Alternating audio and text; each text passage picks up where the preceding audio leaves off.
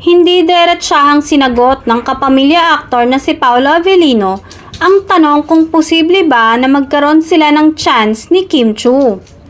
Mas relax ngayon kung sumagot si Paolo about their relationship.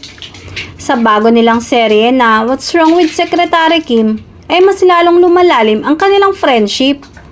Nakita kasi niya kung papaano ini-enjoy ni Kim at Paolo ang bawat isa tuwing shooting. Kwento nga ni Kim, super close nila ngayon.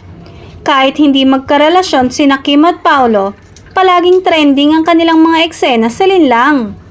May chemistry kasi ang dalawa kaya tinatangkilik ng mga fans ang kanilang love team.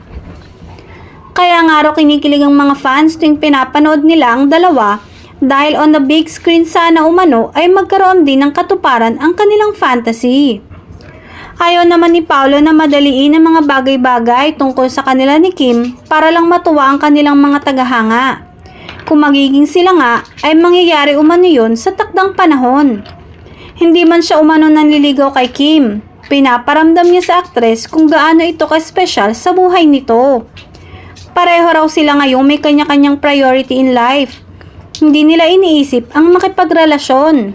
Ayon kay Paolo, mas maganda raw yung friends muna bago ma-develop into something beautiful yung friendship na meron sila ngayon. Through the years, lalo nilang nakikilala ang isa't isa. Mararamdaman naman daw niya kung ready na siyang pumasok sa isang serious relationship.